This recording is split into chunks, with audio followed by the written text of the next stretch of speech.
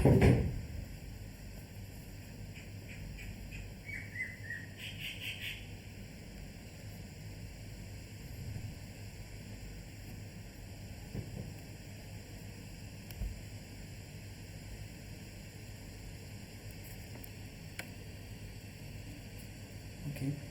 so let's begin. Yeah. So, welcome everyone. Welcome to the 12th live interaction session class for Matlab based programming lab in chemical engineering. So, this is end of the course. We have reached end of the course. Okay. So, in this 12-week course, we try to learn the use of Matlab pertaining to the chemical engineering application, right? So, we started with the basics of Matlab, then we move forward with the various concepts and their application in chemical engineering and how to solve chemical engineering problems through the Matlab inbuilt program through creating your own program in Matlab, right? So this is the last week content, although it's not last lecture, it's the second last lecture, where I will be covering the 12th week portion, which is on the curve fitting, data fitting part. When you have some experimental data set available, then if you want to fit it into some form of equation, then how you can do that fitting, we will discuss that, right? And then the next class which we will have on a Tuesday, next Tuesday, that will be kind of a revision class. It will be final class where we will do revision of all the concepts that we have learned so far, right? So that's it. Now, before starting for the today's class part, which is on the data fitting, in the last class we were learning about the optimization aspect, right? So in the optimization, we were solving various small sub problems, and I think last two questions were left were this two. So what I will do, I will begin with these two problems, and then we will move forward with the what are the various data fitting options that we have in Matlab, what kind of commands, inbuilt commands and tools are available, and various problems related to that. So I think I have 5 or 6 problems here that we can solve it, right? So that's it. Yeah. So let's begin with the today's class. So what I want to do is start Matlab. This is recording.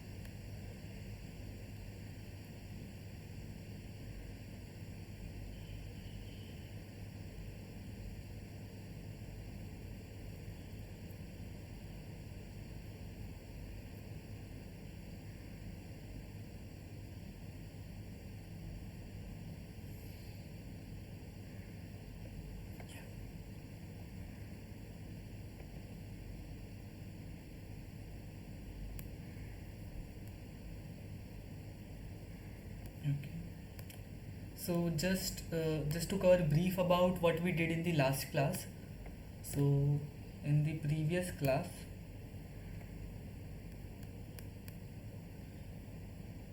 we were looking at what is optimization, what are various key aspects that you have to understand in the optimization, that you have a one objective function for which you want to do minimization or maximization of that function by varying the values of independent variables. There might be some constraints that you have to apply on your uh, variables. You might have constraint on your objective function itself also, right? So depending upon what type of functions you have, what types of variables you have, and what are your constraints, you have different sets of optimization problems available, and according to that set, there are various numerical methods available to solve the optimization problem. Obviously, since we are relying on the Matlab inbuilt commands, we haven't dwelled into too much details of that part, since it requires much more time to understand each method and their various aspects, right? But for us to rely on the MATLAB inbuilt command, we learned about the various basics commands, out of which we mainly focused on this first four. One was fminim unconstrained, so that is like multivariable unconstrained optimization. Fmean which is multivariable constraint optimization. Then you have fmean bound BND, which is univariant optimization problem, but within a given boundary, right? Then there is this fmin search option, which is multivariable unconstrained optimization, but it specifically uses a simplex method, while the other two command uses some different methods, right? Again, we are not going into the details of that that is being used inside this commands, right? But we make use of this command and then we solve various optimization problems, right? So that was the gist of the last class, and there were these two problems left. So first is that suppose you have a right circular cone which is to be designed with a minimum possible surface area. The cone should have a minimum volume of 1500 meter cube. Maximum base radius could be 10 meter, maximum height could be 20 meter. We have asked to take an initial guess as a starting point 5 for both the radius and the height. Use the MATLAB function fmean since it's a constraint optimization problem, right? You have constraint on radius as well as height. Even the volume constraint is also given, that your volume should be greater or equal to 1500 meter cube. While we want to minimize the surface area, find the minimum value of your surface area, right? So this is a problem statement, a pretty straightforward problem statement and a much smaller part, right? So let's try to code it.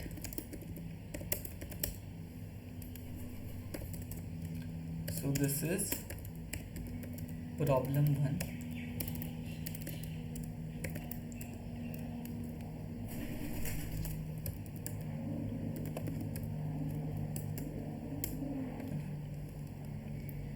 So what has been given to us, that for a cone radius, so we have been given the condition on the radius that cone radius should be less or equal to 10, right? So that's the upper bound. Similarly, height of the cone has been asked that it should be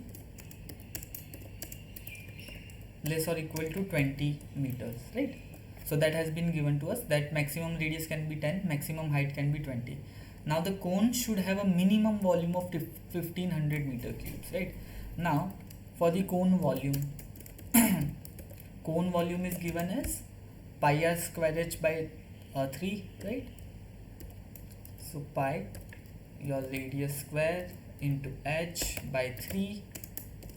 This should be greater than 1500, right? So that's the condition, and we have to minimize the surface area. So surface area, now for the surface area of cone, how it is given, that you have a base and you have your circular cone part area, right?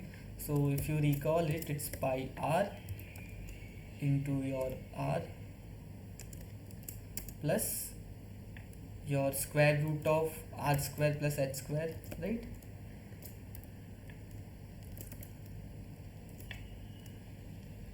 Is to the power half. So this is your cone surface area, which we have to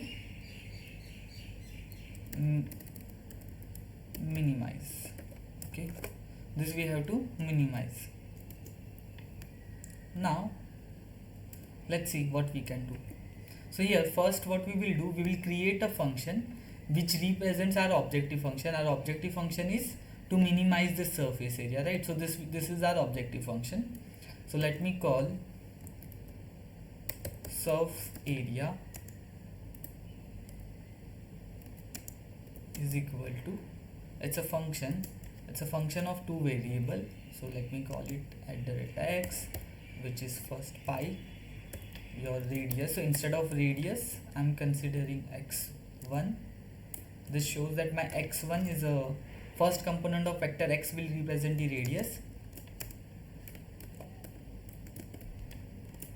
then square root of radius square plus height square.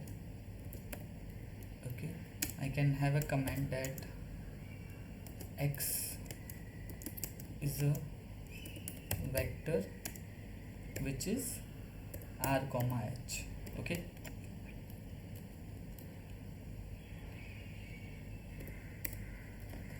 right, so this is our vector. So first x1 is radius, x2 is height, and this is how it is representing the surface area.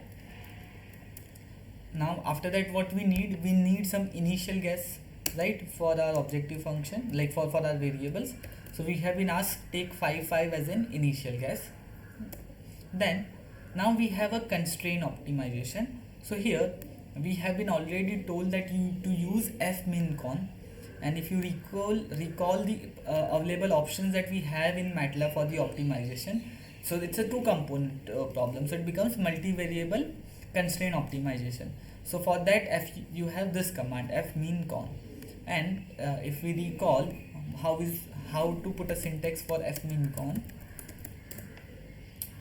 you will get it in this fashion, that you have to provide your function, you have to provide your initial guess, and then you have to provide your constraint matrix, right? Now in constraint also you have linear non-equilibrium linear non-equality constraint, linear equality constraint, then non-linear inequality and equality constraint, as well as your bounds, right? So here we have what we have is we have the bound on the values. We have lower bound that it should be 0, higher bound that maximum value could be 10 and 20, right? Then we have this constraint. Now if you focus on this constraint, this is an non-equality constraint, as well as it's a non-linear, right? So we have to create a separate function which gives you the C and CEQ value. Again, the reference part is given in the help manual itself, and we have previously coded it. So I have to create a function which will provide the coefficients, which will provide the non-linear equality and inequality constraint, right, in this fashion. So first let me provide what are the values of linear equality constraints. So it's empty. Linear equality and inequality constraints, they both are empty. AEQ, this is an empty. B equivalent, this is also empty vector. Then lower bound values are 0, upper bound, so radius upper bound is 10, height upper bound is 20. Now I have to create a function which provides me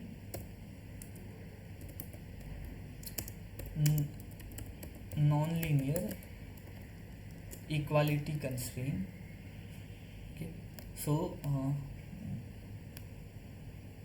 this could be, so this is a function of x only, right? So x, and here this constraint says that now here C equality constraint, C non-equality constraint is given in form of Cx should be less or equal to 0, right? So we have to write the volume expression such that we get C less or equal to 0 part, right?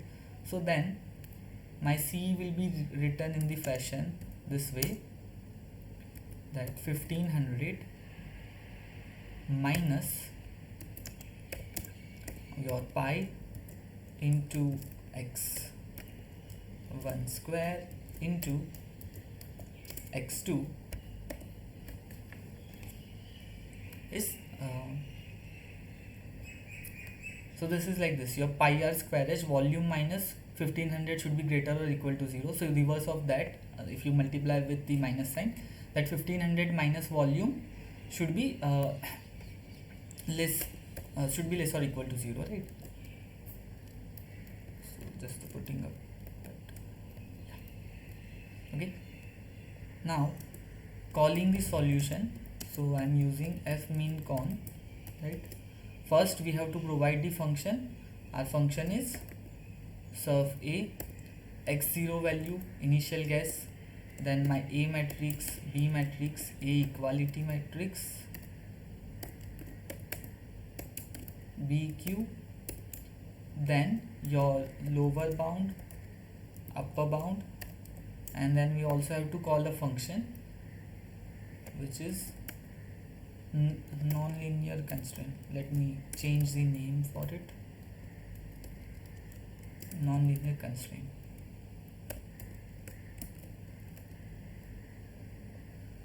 And if I just run this part, okay, I've got some errors. Oh yeah, we forgot to provide CEQ in the function. So here CEQ, I don't have any non-linear equality constraint, so I can just write it CEQ as a 0. And once we do that, it says optimization complete because the objective function is non-decreasing in a feasible direction to within the value of optimum tolerance, and we have obtained the radius and the height value. Right, now I have to verify whether I'm getting a minimum value here or not, as well as whether the function constraint is provided or not. So you can just display that the volume, display volume at optimum R and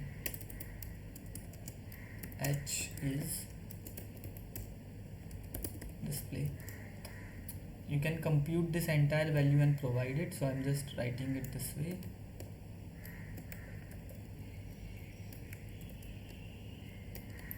So my solution, so this is our volume. We can find the surface area at optimum R and H is, you display it, so that will be my surf A for a solve. Okay, and let's see. So you have volume at optimum R and H is 1500, so it's exactly matching the equal non-linear inequality constraint, right? That it should be greater or equal to 1500, right? And then corresponding volume is 802. Now let's check some random values whether we will get the whether we will be able to get a higher surface area or not. So let's say I do for 8 and 15. Oh, not this way.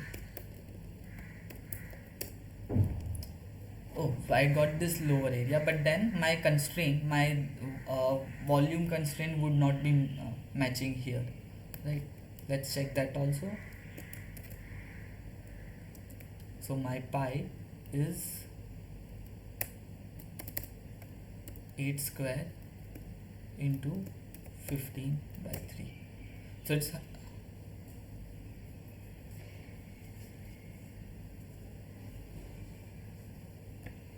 so this value is, just a minute, did I make a mistake? Have a minimum volume, itna,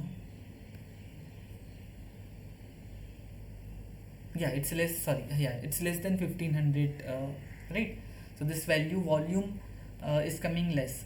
So within within considering the volume constraint as well as the constraint on the R and H, you have got the optimum value, which is 8.4 and 20, right? For this consideration, like 8 and 15, you are getting lower surface area, but your volume constraint is not matched. Your volume is decreasing, it's getting less than 1500, right? So that won't work. So this was the answer to the problem 1. Now let's focus on the problem 2. Has anyone joined? No. Yeah. Anyway, so problem number 2 says that we have a heat exchanger with a hemispherical head of a volume 17 meter cube. Okay, we have to build heat exchanger with hemispherical heads, which total volume is 17 meter cube. Two heads cost 640 rupees per meter square, while cylindrical wall costs 320 meter cube. Find the radius of tank, which will minimize the total cost. Use the Matlab option F mean search. Take the initial guess for decision variable as 1, and then optimize the radius of the heat exchanger, right? So that's the problem statement. Just give me a second.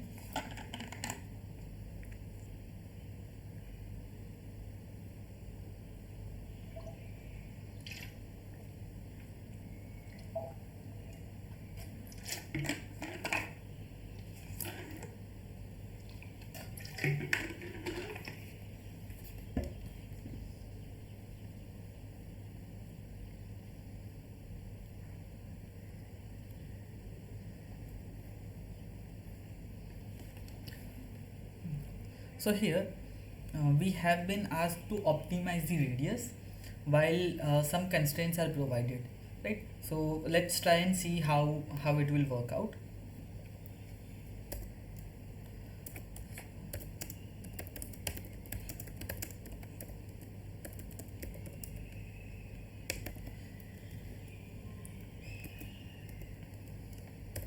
Now we have problem 2, which says volume should be 17 meter cube.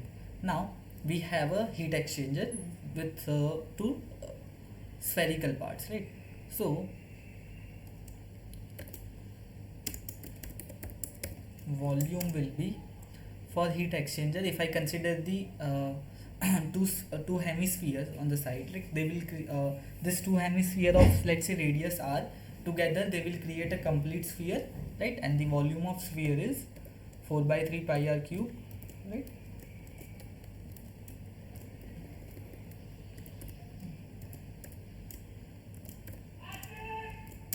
And the volume of your cylindrical part, that is pi r square h. So pi into r square into h. Okay, now here no information has been provided about h.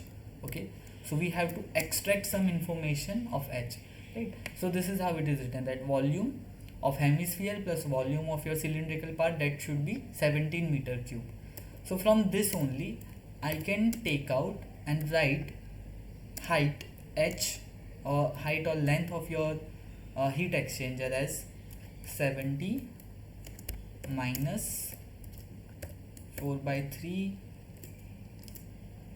your pi r cube, right, divided by your pi into r square. Okay, right, pi r cube minus pi r square. So this provides me height in terms of the radius, right? Since I know the volume, I can use it to compute height based on my radius, height or length of your cylindrical portion of your heat exchanger, right? Once that is done, what are the other constraints we have? We have been given initial guess as 1, but apart from that we have to just minimize the cost, right? And the cost is given as 2 head cost 640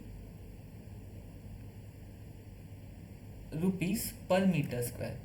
So 640 into area of your head, right? So for it's a hemisphere, right? So hemisphere, for half a hemisphere you will have an area as 2 pi r square, but then you have two hemispheres, so this will become 4 pi r square, right? So this will be the cost of two components, two hemispheres. Then your cylindrical wall cost 320 per meter square. So 320 into area of your cylinder, that is your 2 pi RH, right? So 2 times pi into R into H. Now instead of H you have to plug in this equation, the top part equation. Okay, so this is our problem statement.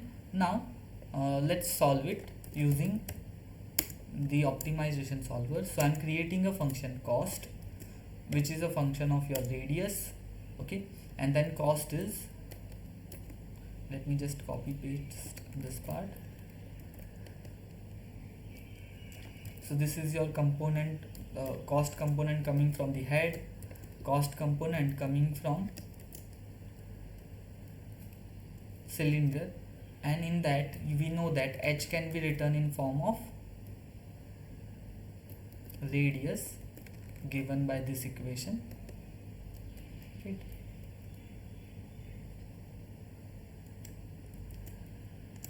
Just check here that you are not making any parenthesis error. Parenthesis meaning this end of your bracketing, and end and start of your bracketing, right? Or else you will get some different answers. So this is our cost.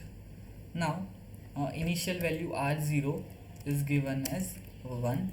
That's it. Now it's a so this is my function which I have to minimize it. I have to minimize the cost. I have initial guess by varying the value of r. So it's a univariate optimization problem. And now for univariate optimization problem, I can use any of this actually, because see for the multivariable, with the help of multivariable command, you can still use univariable component and find the solution, right? But what we have been asked is to use f-min search, right? So we will do that. Let's say my solution is f-min search. First we have to write a function and the value of x0, which is this. Then I can do display the cost for heat exchanger is display cost, it's all right. I also need to verify whether I'm getting a correct volume or not. So for that, let's find the volume and put it. The volume of heat exchanger is display. You have this equation. So again, let me copy.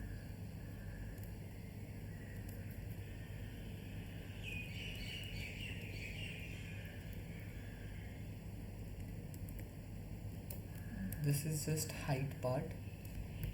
I have to use this 4 by 3 pi r cube pi r square.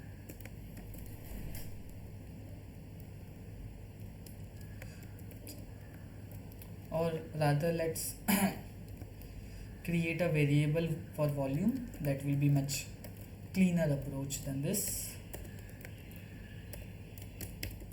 Volume is equal to 4 by 3 pi r cube into pi r square h, where h is given by this expression,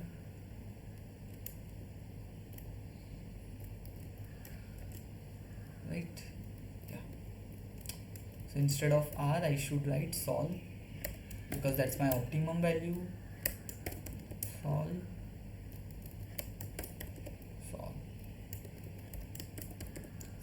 and then your volume. Okay. And let's run this.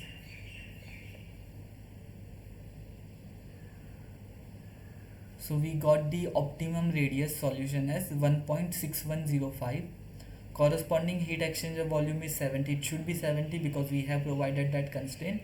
And the cost for heat exchanger, then it is 4.17 into 10 to the power 4, this much INR, right? So this is the answer for your question.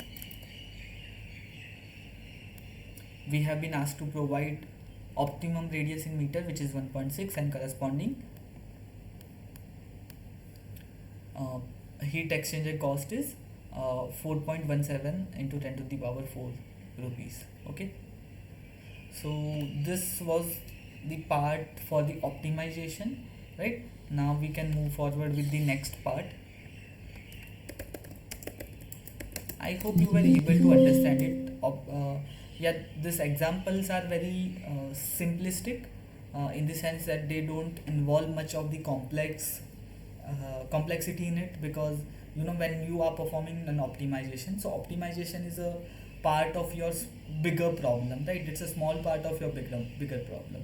So let's say you are doing some reaction kinetics study. You're studying the reaction kinetics, and then you have to uh, optimize some parameter, minimize some values, or in that case you use such functions.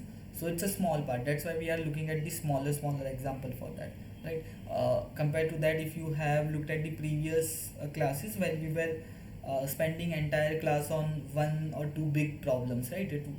Because that was the whole aim. That entire uh, first we had to translate our problems into mathematical form. Then we have to understand the numerical method involved in the solving that part, and then we were employing the solution part, right? But in this, since it become a sub problem of your bigger problem, we are just focusing on the smaller part, right? You will understand more when I when I start on the curve fitting aspect, right? So let's focus on this. So in the week 12 content that has been taught by sir, the main focus was on the data fitting, that you have given set of data, and now you want to translate that data in form of some mathematical expression where there are unknown parameters. So you want to parameterize, you want to find the value of that parameter so that it best represents your experimental data set, right? So for that, let's say you have some data from your experiment. First, what you do, you identify what kind of trend uh, your data set has based on the available mathematical expression, whether it's a linear, whether it's a parabolic, cuboidal, or your exponential type, right? So that you have to identify, you have to form an model or equation which best represents your data. Okay, then there will be some unknown parameters that we fit onto this data set and find the value of that unknown parameter. Once we know that, we can use these parameters to find values of your values at other unknown conditions, right? So that's the whole objective. If you will realize, part of this thing we have previously used in previous class also, right? So this is the data fitting part, which is an important aspect when you want to create some model based on your experimental data to represent it in general form, right? Now in Matlab, for data fitting we have multiple options available, right? So I have listed out the few of the common options that we use, out of which we will mainly focus on this aspect: polyfit, well, least square curve fitting, least square non-linear curve fitting. We have, if you recall, we have used SP line and interprovant into previous classes, right? Even in the sir's lecture also, he has used this parameter to find the intermediate values, right? So it's an interpolation curve. Then you have fit ln, fit groove, fit commands, which are also part of this data fitting program, right? So first, what we will do, we will go into the understanding aspect of these commands, what they command represent, what they do, and then we will go to the application part where we will solve some of the short problems related to this command, right? So that will be our objective for that. Yeah, so just give me 1 minute.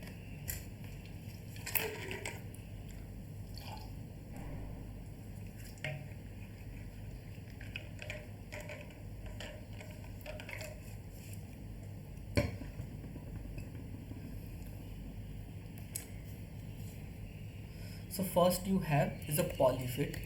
So if I search help polyfit,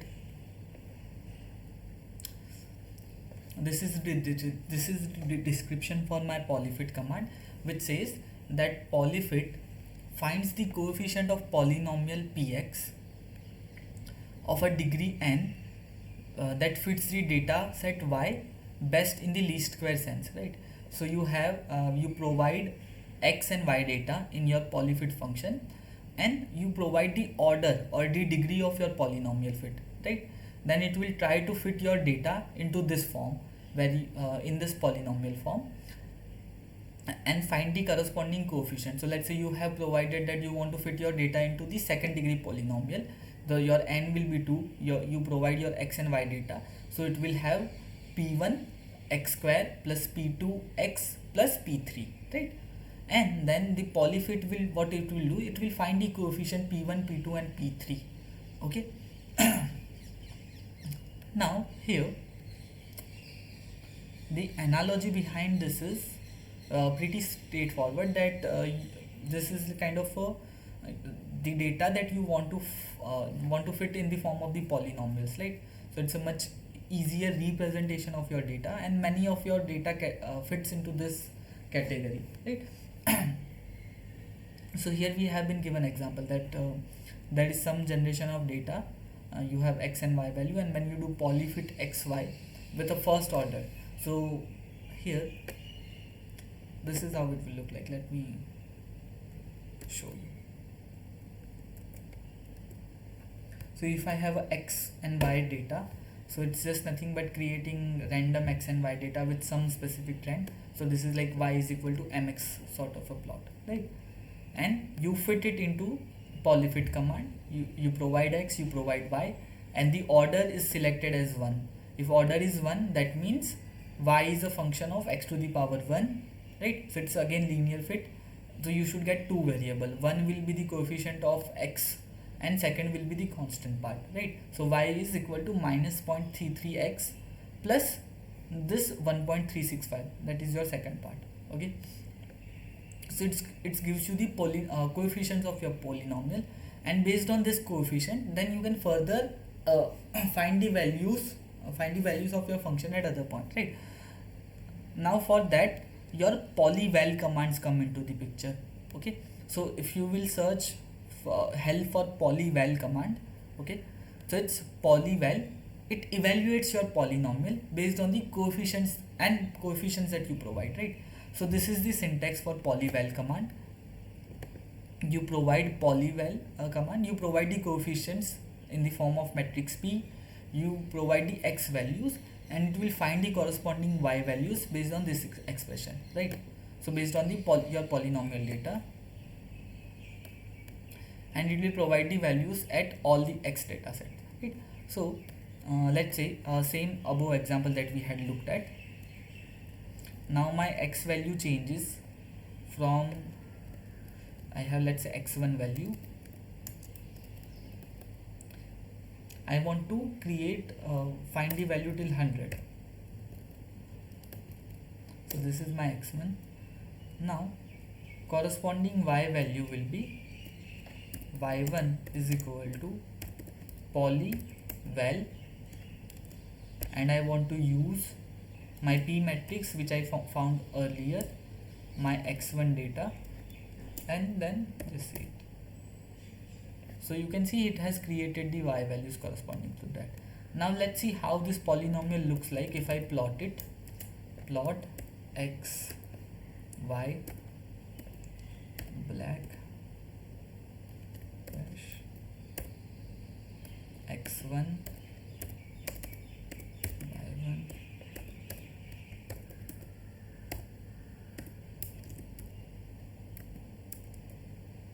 line width is equal to, that's it.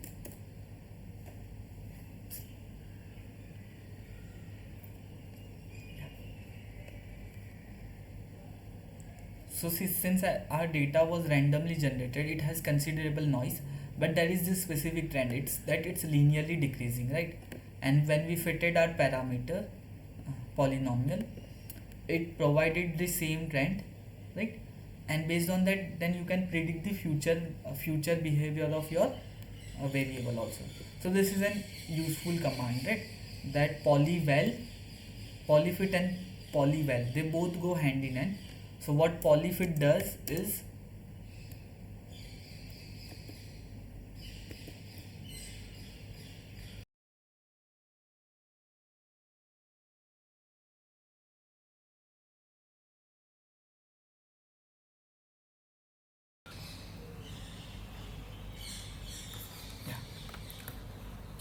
So what polyfit does, that it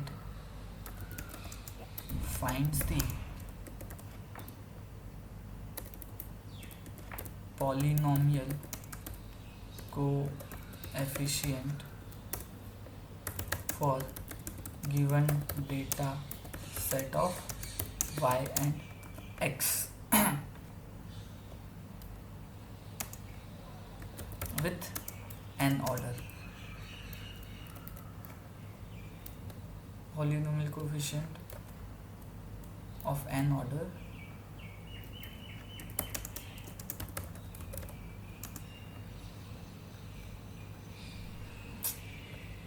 for the given data sets coefficients, right? And this command polyval, it computes the y value based on polynomial coefficient and x data set, right? So this is what these two commands do, and they generally go hand in hand.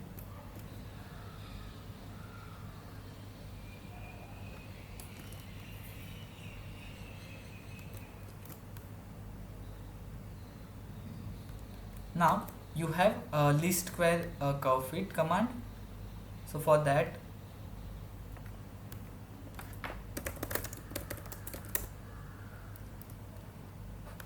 you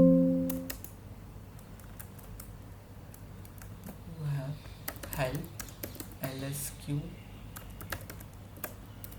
curve fit. Okay, when you look at this command, the description of this command says that LSQ curve fit solves non-linear least square problem, right? What does it try to do is that it minimizes your x, which is a it tries to minimize your x data set. So x are the coefficient in your model, right? So it tries to minimize your function which predicts your data set minus actual y data set you provide. So sum of square of that error, so it's like least square, right? So sum of square of error, it tries to minimize it. Okay, so here what you have to do, the syntax of this command is followed in this sense that you have some form of your data set x and y data set you have available. So it's a sample data set. Then you have to create one function. This function will represent your model, right? So either you can refer it as your model equation. This function will represent your model equation, and it should have this specific form. Okay, so your function should have this, model function should have this specific form where it relies on two aspects. One is your x vector and another is x data vector.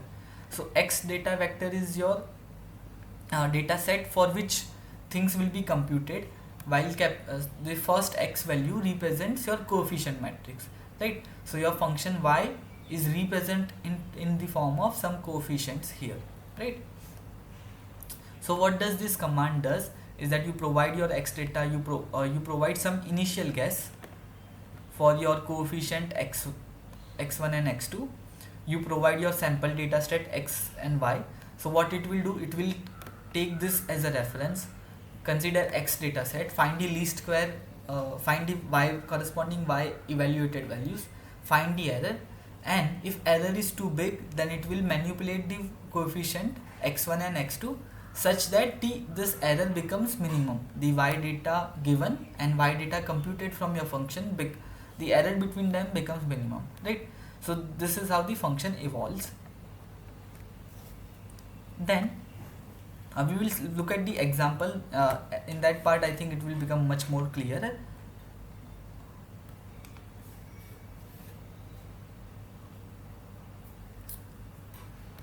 Yeah, so you can see here also. So this is how the function behaves. So it computes your data based on your model function and it takes the error between computed data and the provided data, and error it tries to minimize that error over the course of time by changing the value of your coefficient. Okay, so here are some example given, that you have x and y data, you define your function in terms of your coefficients x1, okay, and do the least square curve fitting of your data, right? So at the end it will give you these two coefficients. Once you know that these coefficients right, you can put it in your function and then find the other values also. Now similar to this analogy, you have second function which is least square non-linear, LSQ non-line. And if I look at about this command,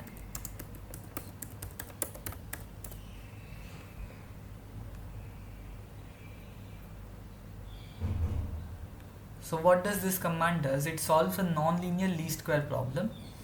So here instead of previously we were providing the function and it would take the reference data as well as the function data and then minimize the error, but this time it will directly minimize the function. So it's essentially same, but then the way you provide your function varies here slightly, right? So what happens here is that your function is written in the form of difference in your values, right? So here least square my function 2 3y,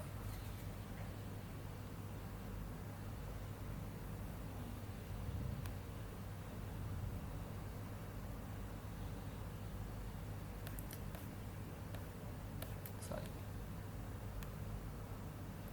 let me show you the documentation example, that's more better version. So previously in least square curve fitting, what it was trying to do, it tried to do is like it computed the output y data and sorry y computed and tried to find the error with respect to y provided data, find and try to minimize this errors, error of square of this errors, right? But in the other aspect, rather than providing the y data individually, what it can do is you can provide the error part itself and it will try to minimize that error. So here your function will look slightly different. So let's say this is your function, x value y data, your function you provide. So your function itself, instead of previously we provided exponential, you will provide something like this. Your function is a function of r exponential minus d by r, but this time you are also creating the difference with minus y. Okay, so here minus y you have already provided the values, so your function becomes an error function. Previously your function was a model function that represented your data set in f LSQ curve fit, but in LSQ non-line your function becomes an error function. Okay, so that's the only difference, but apart from that same sort of a curve fitting happens in both case, and then at the end you get the coefficient value for your model. Okay. So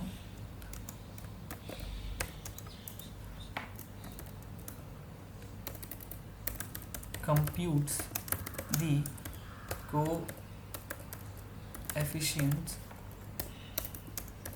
representing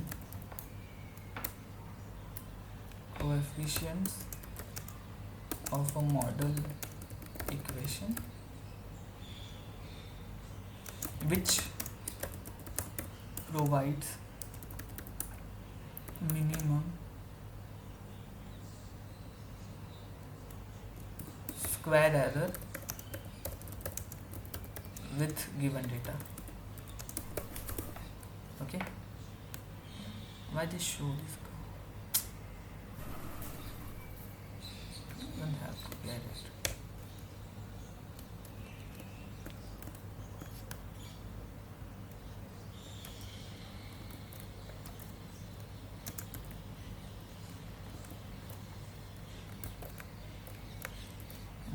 So same thing is happening in least other command also, but just the slide syntax, the way you provide functions are different. Apart from that everything is same. Okay, Then next you have sp line command.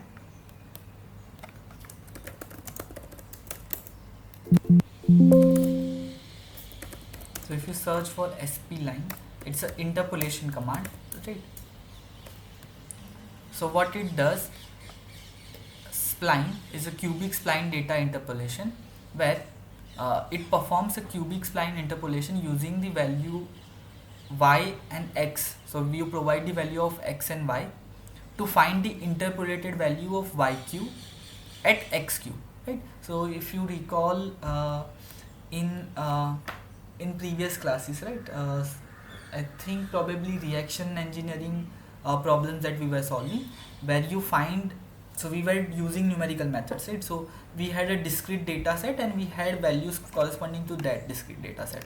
Then if you had to find the value at some in between point which you are not computing in your numerical method, right?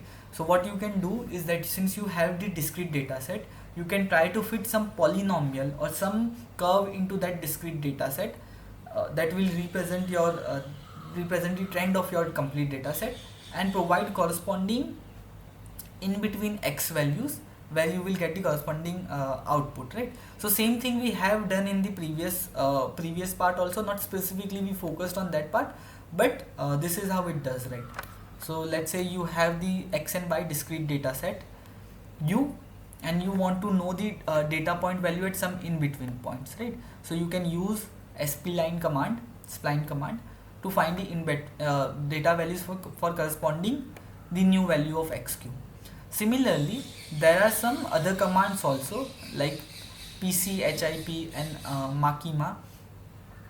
So this also works similar to this spline command, but here there is slight difference, like here so this is in terms of the accuracy, right? That PCHIP has no overshoot, less oscillation than spline. Makima has less oscillation than spline, but then may overshoot, right? So this is something related to the accuracy part. Again, if you want to go much into the detail aspect, then it will depend upon your type of application, right?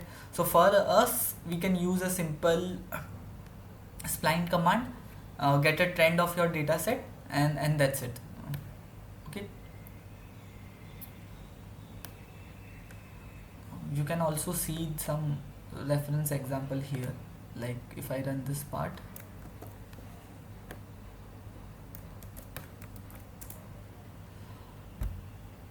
this is how it looks like. So you have in between data points, you use spline command, then it will try to fit a cubical polynomial here and find the corresponding data set like in between values and plot it. That's what we are doing here. Okay, so this is one aspect.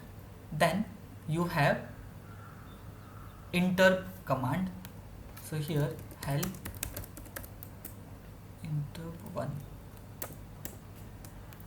So what does this command do? It is used for 1D interpolation. Okay, so again it interpolates data. You provide the data set x and y. For xq data set, it will provide you the corresponding y values, right? Now here you have further control over this, that you can provide what kind of interpolation you want to do.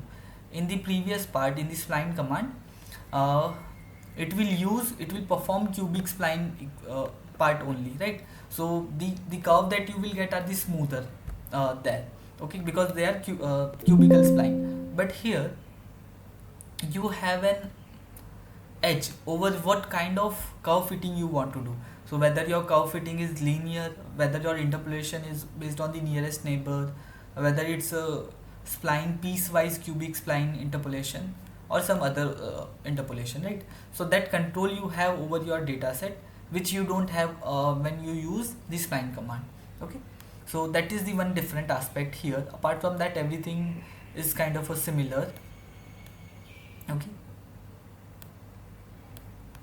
so this both command used to interpolate data values based on the given data set.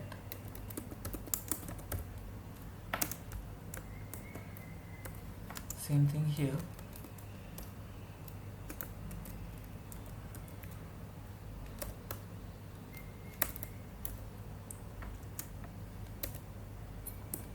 Have control over what type of interpolation? Type of interpolation.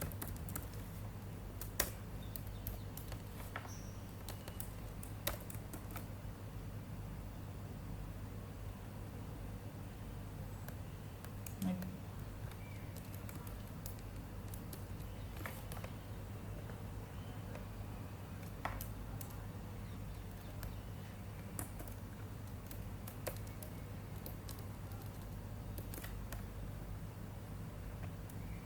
Okay.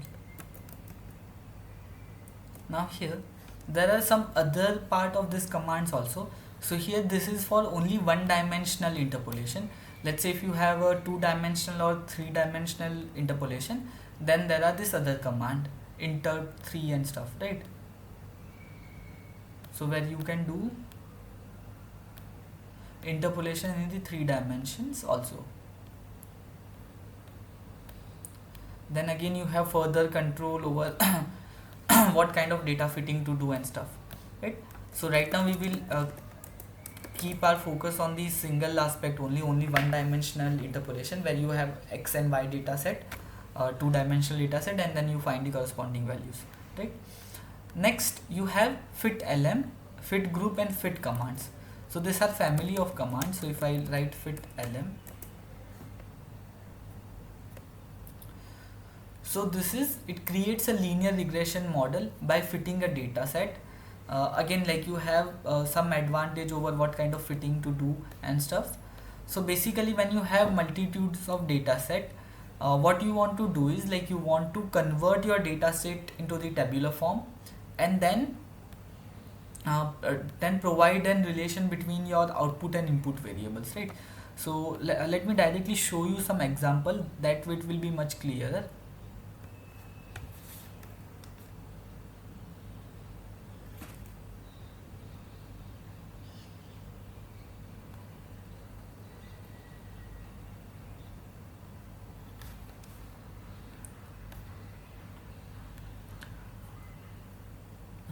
Yeah.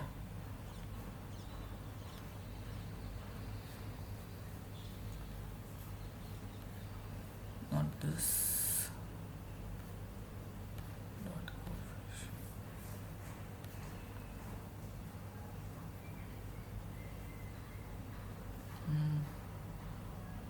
Just a minute.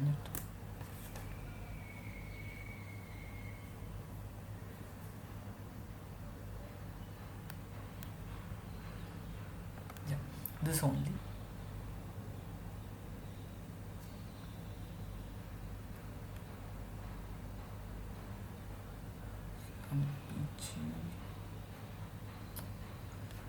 There was some another example which was much better in this sense.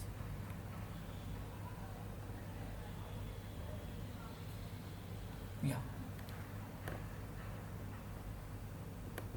So what you do is like here they are loading this data set already available.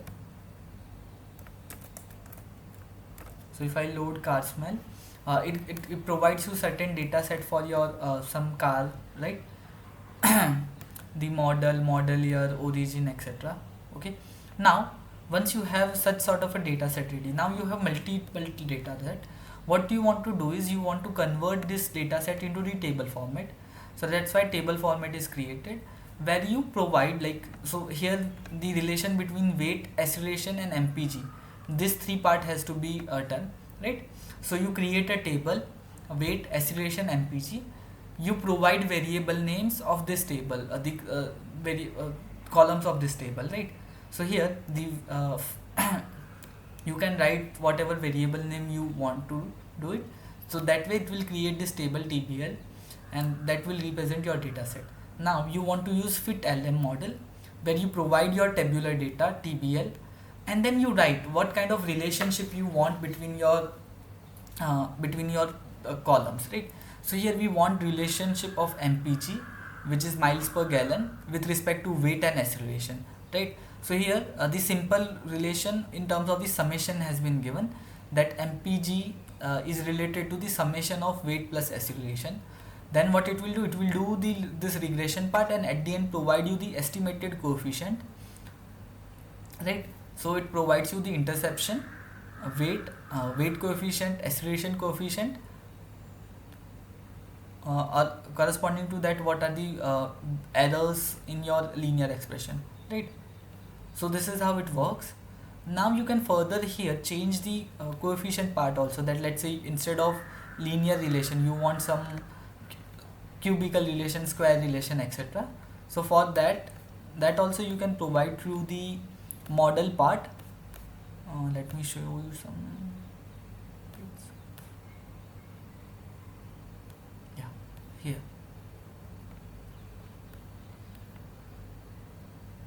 Yeah, so you can use these expressions to show to provide the formulas, right? So here your formula is y, which is equivalent related to your component x1 x2 and multiplication of x3 and x4.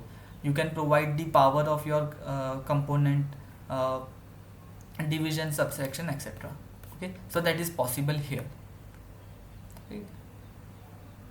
So this is how fit lm command is used. This is particularly useful when you have a much larger data set and you want to tabulate it nicely, you want to keep them organized and then find the relationship between this data set, right? In that case this portion is useful. Then you have fit rgp command. So here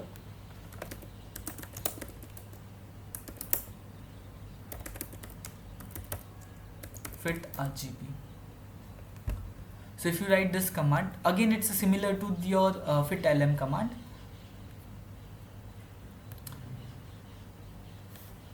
But here instead of linear regression, this is like the method is different, like Gaussian process regression is being used. Okay, so if you want to do that sort of a fitting, in that case you can use this.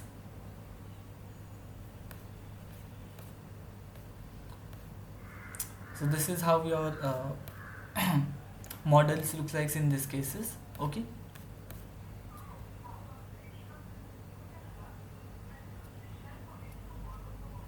so just a minute. Right. And then next you have a fit command. So help fit. So it trains model with the new data. So you provide some model that represents your x and y relationship. You provide your x and y data set, and then it will give you the optimized parameter for your model. Okay, here I don't have the example part for the fit command, but it's part of this your fit module. So similar to the fit lm and fit rgp, it should be able to you should be able to fit the multiple data set, right? Then there is this another command also, which is spaps fit. Just a minute.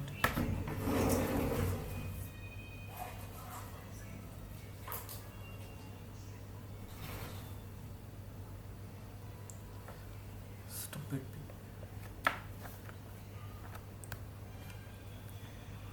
Not fit. Help spaps. So actually it's a curve fitting toolbox command. I haven't installed it, but if you want you can do it and check it out here. So it's kind of a similar to a spline command, but I think it has a multiple options that you can explore. Yeah.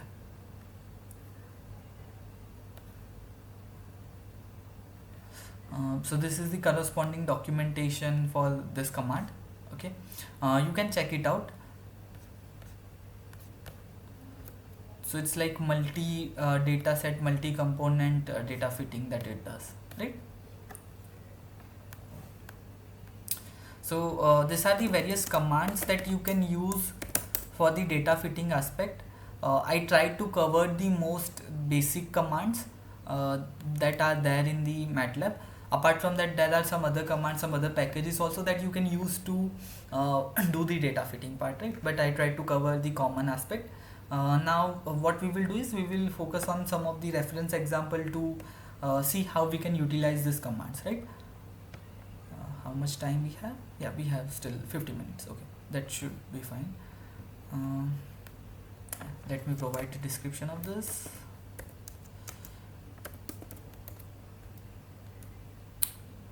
Uh, Not fit provides the relation between multiple variables in a tabular form through linear regression.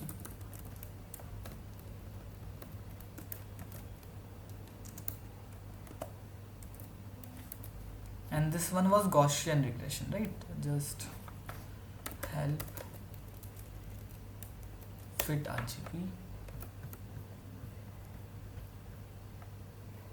Gaussian process regression. Okay.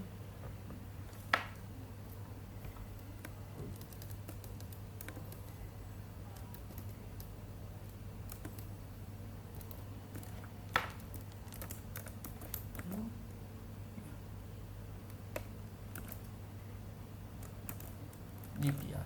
Okay.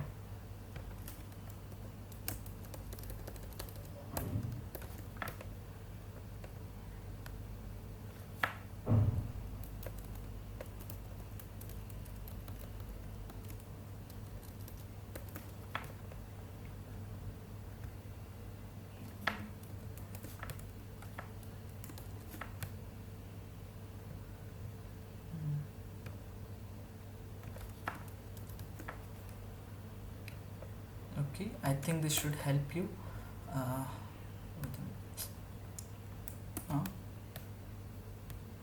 okay, let's move forward with the some examples. Before that, give me a 2-minute break.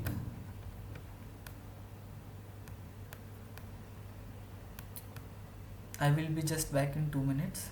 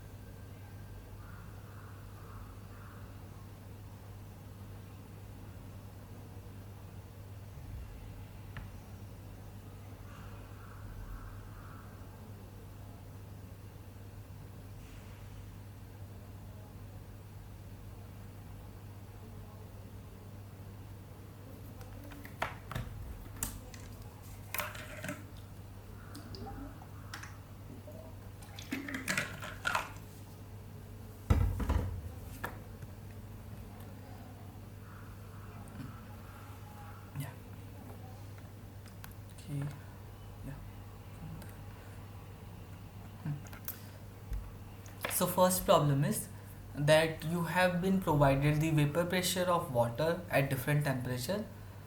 Okay, so you have temperature versus vapor pressure data. Fit a second degree polynomial to this data. Then what will be the sum of the coefficient of these polynomials, right? Which we have to correct to the nearest integer. So we have to fit the polynomial to this data. So for that we know that polyfit command. We just learned that polyfit command fits the given data of set y and x into the polynomial form of order n, right? We have been provided that we want to do it the second degree polynomial fit, right? So let's try to solve this.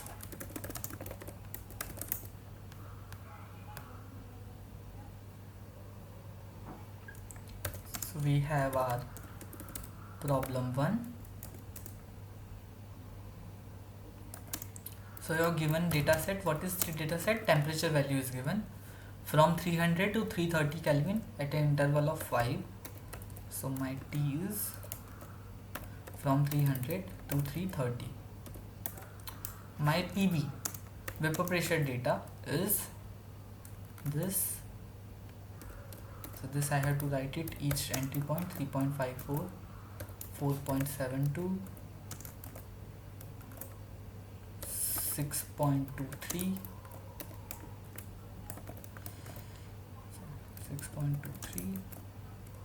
8.14, 10.54, 13.53 and 17.21. Okay, so this is your PV data set. Now what we can do is we can use, so polyfit will provide you the coefficient of your polynomial, right? So I use polyfit, provide the value of x, which is our temperature, provide the value of y, which is vapor pressure, and we want to fit a second degree polynomial, right? That has been given us to us. And if I run this,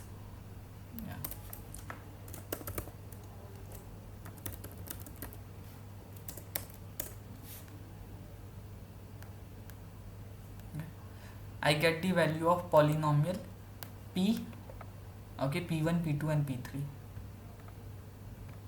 Now I also want to check whether this polynomial has worked or not, right? So for that what I will do, I will use polyval command.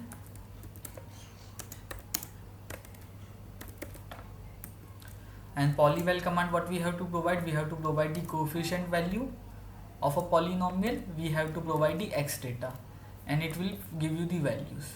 Okay, this alone won't give me the whether polynomial has worked or not. So what I will do, I will find an error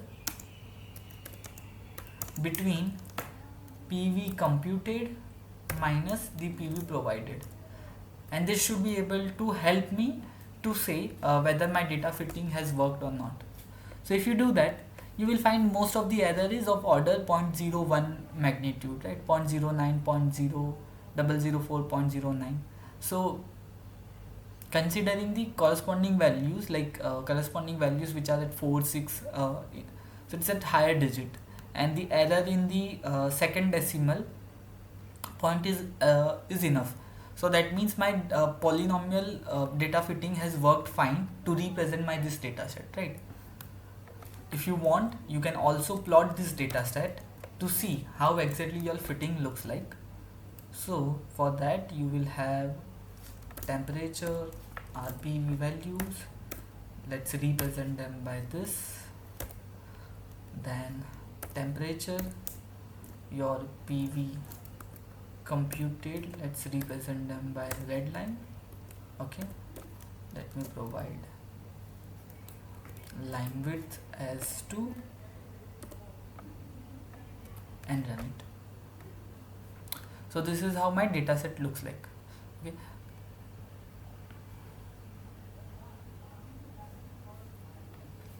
so you can see it's exactly in a way representing my data, so it's fine, right? Now what have been asked us into the problem is what is the sum of the coefficient of polynomials, right? So sum, you can just directly do that.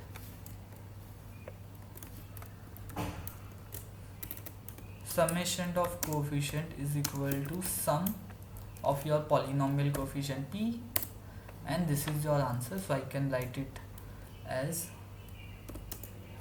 display summation of the coefficients is display sum coef. So this is your summation, right? That's it. Pretty straightforward. I hope you are able to understand it.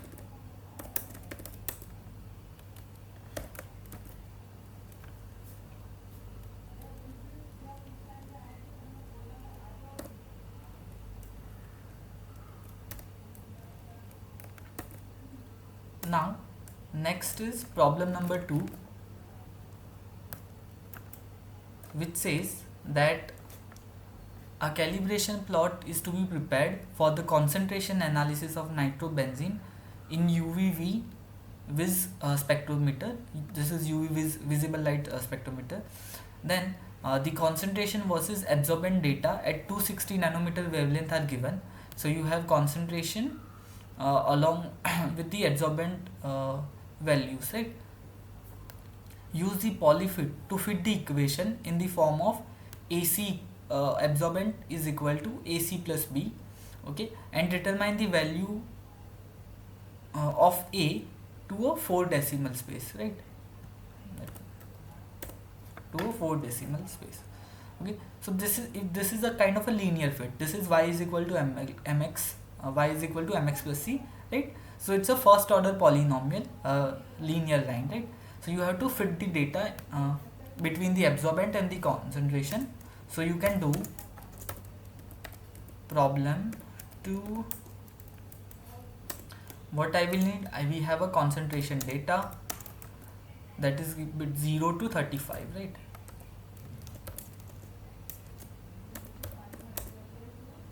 Then absorbent data is given as 0, 0.3, 0.6, 0.9, not 0.91, okay, 1, 1.3, 1.6, 1.9 and 2.3. Okay, now P, again your polyfit is between C, AB, and it's a first order fit, right? Okay, you will get the P value. What you want to do is you find the computed values also and compare the error, right? So that depends, you have to check every time whether your data fitting has worked well or not. And how you do that? By comparing the value of computed and the actual experiment data. So that is P comma your C value, concentration value. Okay, then your error is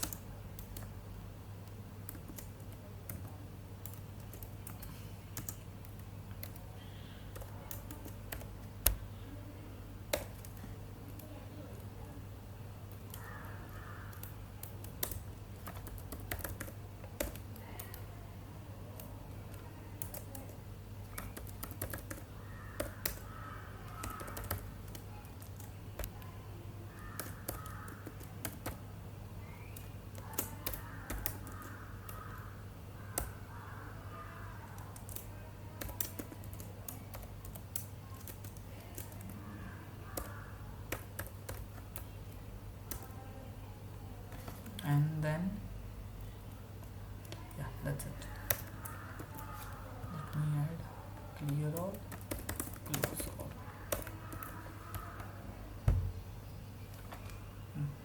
Yeah. So this is how your data fitting looks like. Okay,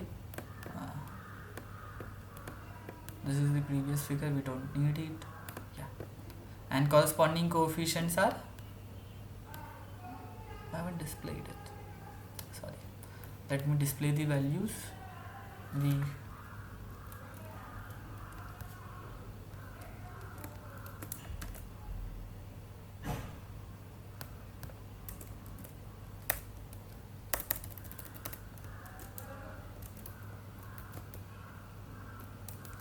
the coefficient for linear fit R. So it's 0.0652, the A value, right? And the C value is minus 0.0167. Sorry, B value, A and B. Okay, yeah. So A value which was asked us is 0.0652, and the B value, which is the intercept of your line, is minus 0.0167. Okay, so this was the second example. Then next what we have, okay, now this was the example of two polynomial fits. Now what we have been asked is, we have a set of convective heat transfer experiment for a turbulent flow through a pipe. Datas are generated for Reynolds number, Prandtl number and Nusselt number. We have been provided the data. It is desired to fit this data in a functional form, which is Nusselt number is equal to your A times Reynolds number to the power B, Prandtl number to the power C. We have to determine the value of B truncated to one figure after decimal. That is fine. Yeah. So basically we have to determine the coefficient A, B and C. Now it becomes a multivariable data fitting, right? So here in the polyfit command, what we were doing was we were representing our data set into the polynomial form. So that itself is a univariant polynomial. Okay, we cannot have multivariant component here. So in that case we have to rely on some other method. Now in the least square method we understood that it computes the coefficient of a model equation which provides the minimum square error with a given data. So here we provide some model equation, and based on that model equation the regression is done to find the so that the error becomes minimum between your computed data and the given data, right? So here the advantage is that you provide your model equation on your own. Okay, and we want that because we have been given this equation which is in the form of Reynolds number and Prandtl number. So that's why we will use this LS least square curve fit part, right? Now to do that, let's focus on that. Let me close this. How much time we have? We have plenty of time.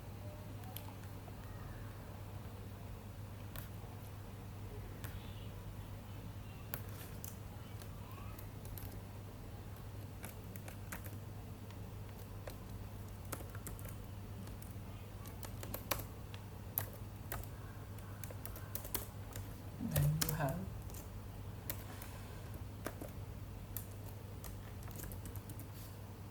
problem 3. Okay.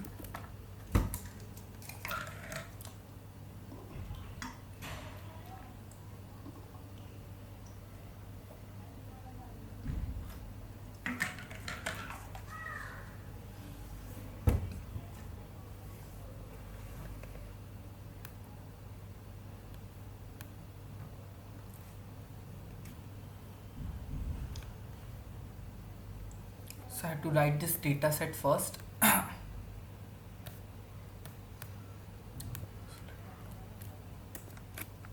You have Reynolds number as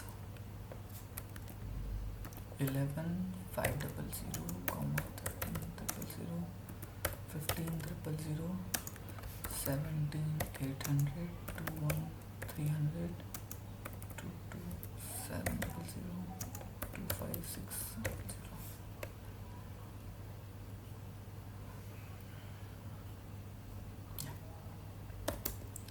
You have Prandtl number as 3.5, 18.9, 35.4, 56.7, 59.1, 95.2, 112.3.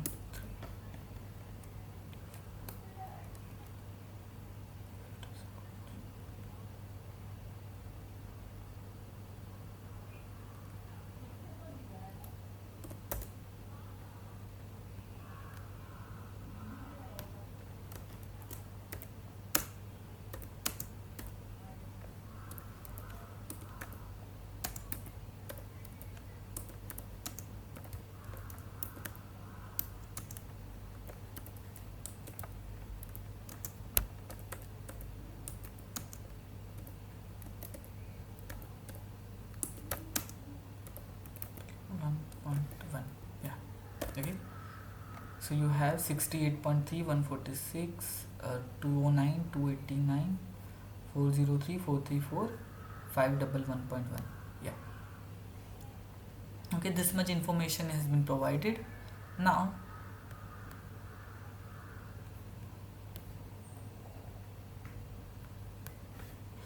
what I have to do, let's create some function, okay,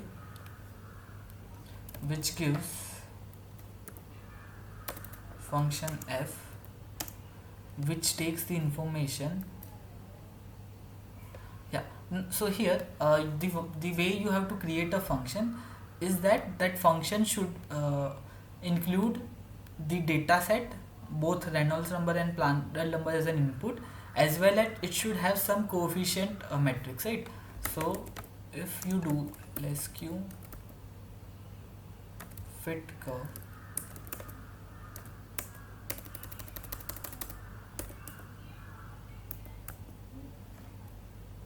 sorry, curve fit, yeah, here. So see, this is how your function is. So your function includes, it should include two things. One is your data set and another is the coefficient. So coefficient goes as a first input and data set goes it as a second input.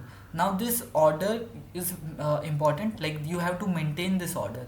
Okay, so first the first component of your function, first input your function will be your treated as your coefficient, and the second input will be treated as a data set, x data set, and then you can have further input based on your function requirement, right?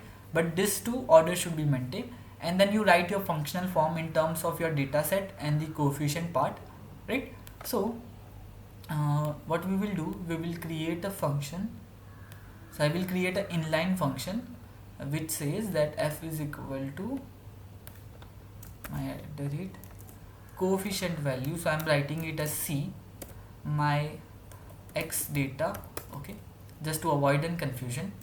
Now here my data relies on both Reynolds number and Prandtl's number, so I will club them together, okay, and the way I will club it is I will have Reynolds number and Prandtl's number in this way, okay. So it's just a way of representing my data. How my function looks like, it's a into Reynolds number to the power b into Prandtl's number to the power c, right? So coefficient 1 into my x data set. Now first column of my x data set will be this, okay. Let me just show you here. If I provide it this way, so first column of my x becomes my Reynolds number, second column becomes my Prandtl's number, right? So first column, all rows and first column is my x data set to the power second coefficient, okay. Then into my x data set, second column represents my Prandtl's number to the power third coefficient, okay. You can do dot product, since these are vector, we have to use dot product for them, like dot star, okay. So individual element will be multiplied, and once you are done, so this is our function. Now what I can do is I can use constant is equal to lsq curve fit. I have to call my function f, okay. You have to provide some initial guess values, okay. There are no guess values given here, but in a way we know. So it's a we are in the turbulent region where we use the Dieter-Bohl's equation, right? So I will not put the exact value. So Dieter-Bohl's is 0.023, RE raised to 0.8, Prandtl number is 2.3, right? But here instead of that, let's put some closer value. Let's say 0.01. RE here I put 0.5, here I put 0.2, okay. So this initial guess you have to provide for your coefficient. Then should be your x data, and then should come your y data. Now here Nusselt number, it's a row vector, but this provides the column vector, so I will just invert it. Okay, and then let's run it and see what happens. It gave some error. What error?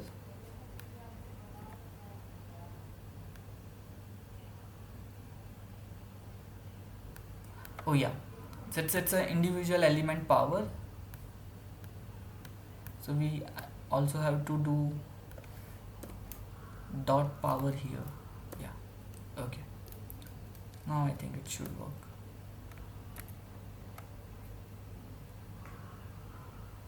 Okay, so this is how it has done the data fitting, and you can see you are getting the closer value. So the coefficient A for the Dittus-Boelter equation is 0.023, right?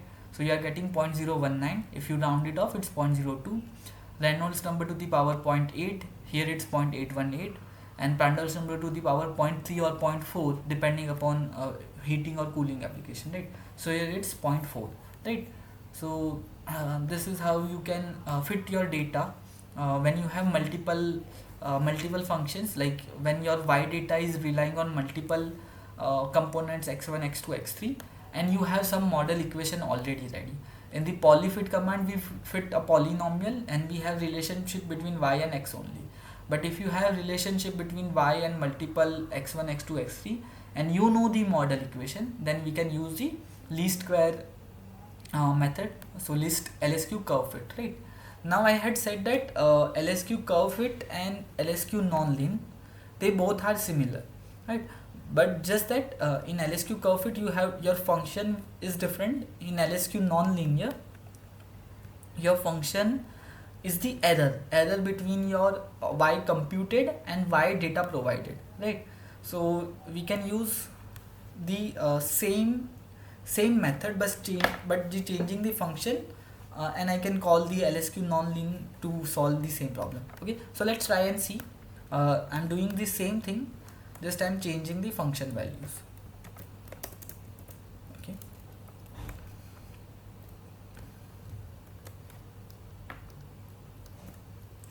so this is my entire function.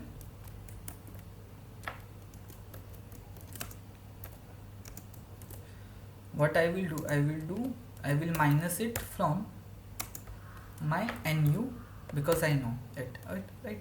Now instead of curve fit, I will do LSQ non-lim. What information I need? I need a function information f, and then I need some initial guess. So initial guess, I will copy the same stuff.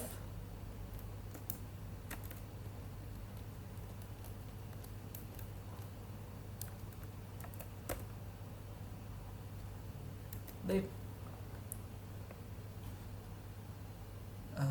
Now let's see how it works. I think we still have to some provide data, some information is missing.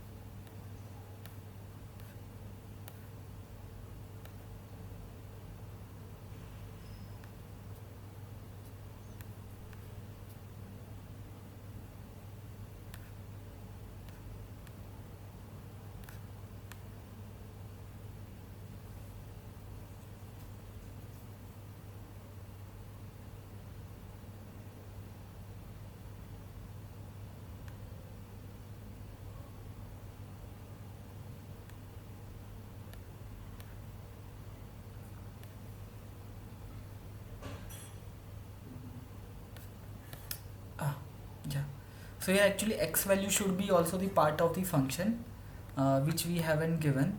So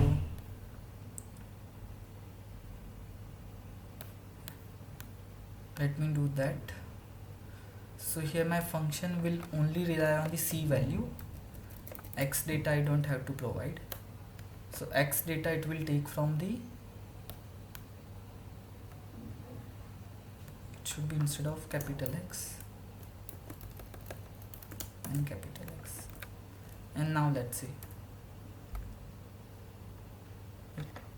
So same thing, same part, but I have been able to uh, find the same analysis, same result with the two different functions, right? Now this non-lean function is particularly, I think, useful when you have a uh, some expression ready for your x values, like some relationship ready, without having multiple data values, right? But whole concept is similar. I'm not sure how exactly why these two methods, like two different part has been given, although they work on the same principle. But based on the documentation itself, it seems like the function here defined are more in terms of the equations rather than the data set itself.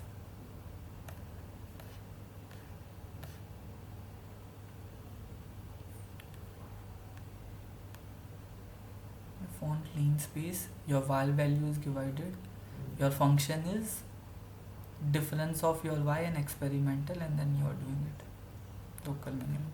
Yeah, so essentially they are same, but depending upon the way you want to work it, you can use any of this method, right? So actually they are same. I don't think so there is much difference. So both of them are same.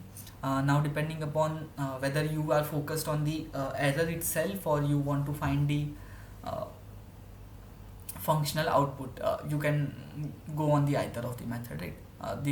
They are working on the same principle. Okay. Now next we have a problem number 4, which says the surface tension of benzene varies with the temperature given below. If a least square straight line is fit through this data using polyfit function, so we have to use polyfit to fit the function, then what is the y-intercept? So again, it's a straightforward problem. Let's do it.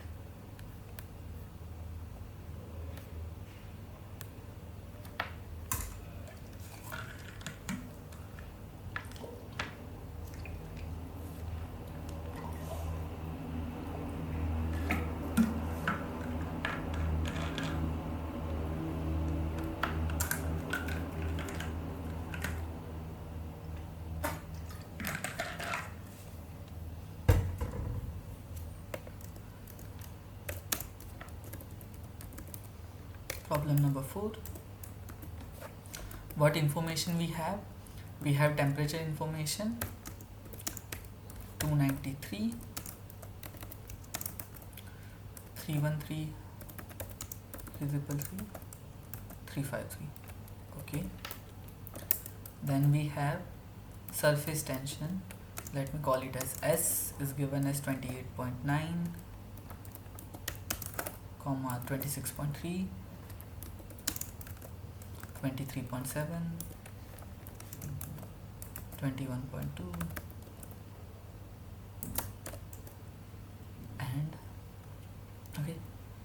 So we have to use a poly function command and fitter. We have been said that it's a straight line fit. Okay. So order is 1. In polyfit, what you do, you provide your x data, which is temperature, your y data will be your surface tension, and first order polynomial fit you want to provide. Then, like what we did previously, what you have to do is, once you find it, you compute the y value based on the given polynomial, find the error, and look at that error. If that error is within the limit, you can say okay, our fitting is correct, else you have to use some other part. Okay. As computed is, for that computation we will use polyval, where you provide polynomial coefficient, your x values. Okay. Then my error is as computed minus s. Right. Now what you want to do is, you want to display the, we have been asked y-intercept, so but let me put all two coefficients, the polynomial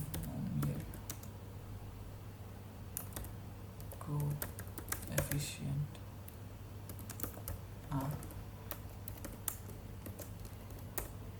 display and your S count. Okay, now once that is done, what else? Yeah, you can also plot it. Plot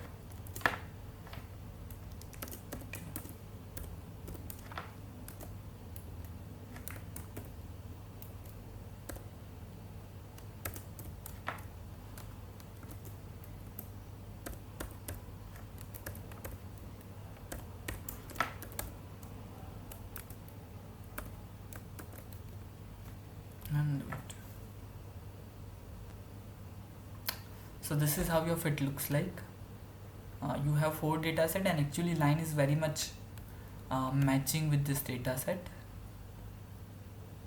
right? And then these are your coefficients. Why there are this many coefficients? Polyfit TS1.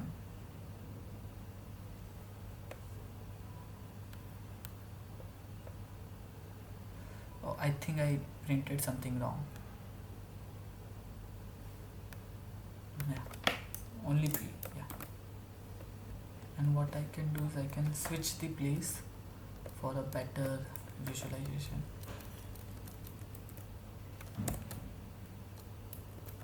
Okay, now let's see.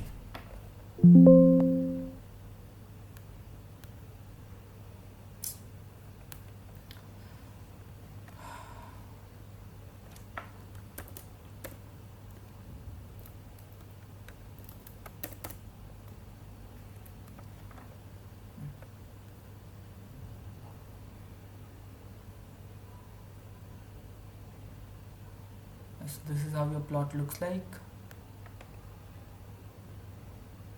Yeah, and this is your polynomial coefficient values. Okay, so your intercept is 66.53 at 0 Kelvin, right?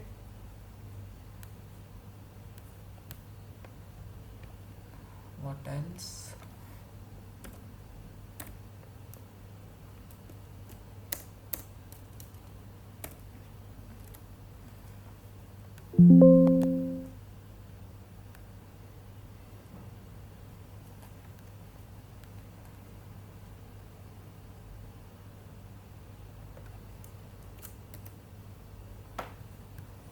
Okay, once this is done, then let's move on to the next example. So this example is on fitting the Antoine's equation coefficient for the temperature versus pressure data, vapor pressure data, okay, for a phenol compound.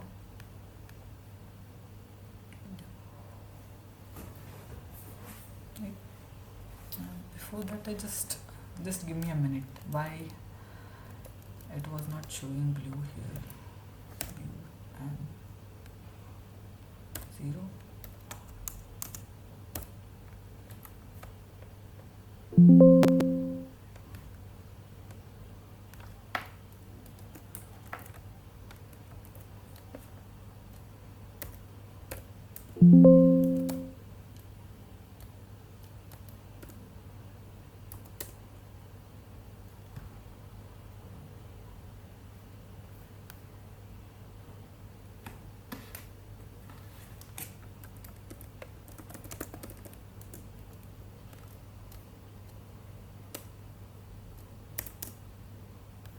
Yeah, I was missing something. This and this. Now it's correct. Let's move on with the problem number 5. Okay, so it's Antoine equation data fitting. What we have been provided is temperature data for phenol compound, right, which is this much. So let me split this into 2 parts.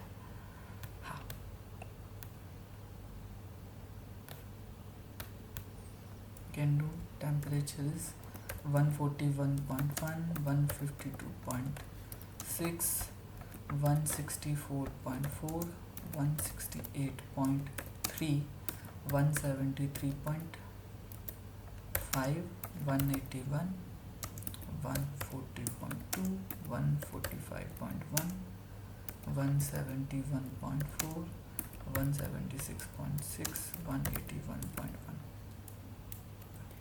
Let me again check. 141, 152, 164, 168, 73, 181, 140, 145, 171, 176, 181. Yeah. Then the corresponding PV values are 214, 317, 458, 515, 601, 740, 207, 246, 564, 633 and 739. 1, 2, 3, 4, 5, 6, 7, 8, 9, 10, 11. Yeah. Okay. So this is the data set. Now I have three component actually to fit with. Okay. So here I cannot use polyfit because it's not a polynomial, so I have to rely on the least square method, right, for the data fitting part. So let me create one function f which takes the temperature as a variable. Okay, t. What it does is that it provides me a minus b, coefficient and the temperature value, t data. So a is the first coefficient minus b divided by t plus c. Okay, so b divided by c2 divided by t data plus c3. Now here this entire thing will be in the exponent, right, because it's exponent of it's ln p set, right? So p will be exponent of this part.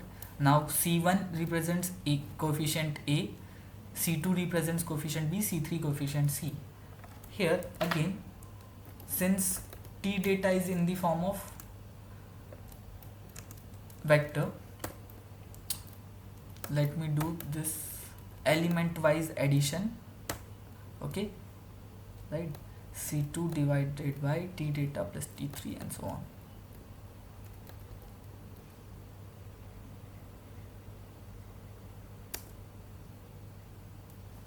Once this is done, now we can call the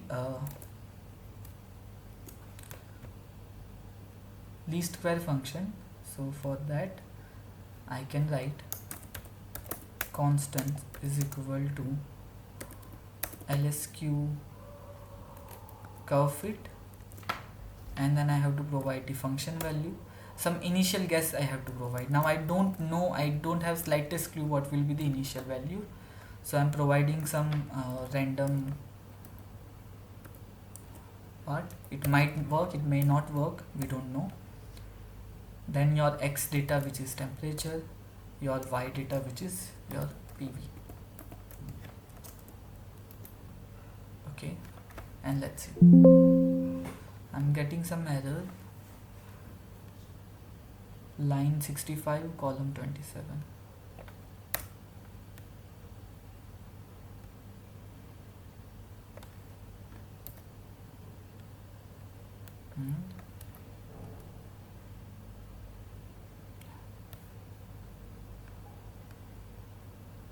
So here, okay, I'm getting ABC value as this 25, 22, 454. Okay, now let's try to compute the value based on this data. So PV computed is equal to my function. I will have a constant matrix temperature, then my error is PV computed minus PV. I can also plot them, temperature versus PV, computed Z dash T versus PV, WO. I can have line width 2 and run it. I have to create a new figure, sorry, figure and F5.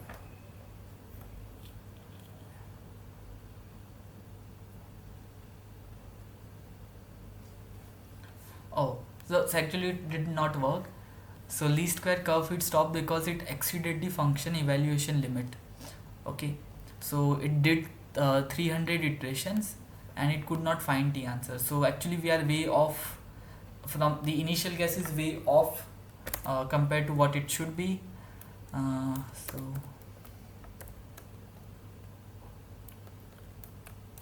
let's see.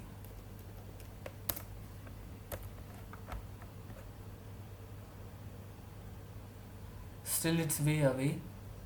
So here the initial, when you are doing the least square fitting data, so the coefficient value that you provide, the initial guess matters a lot.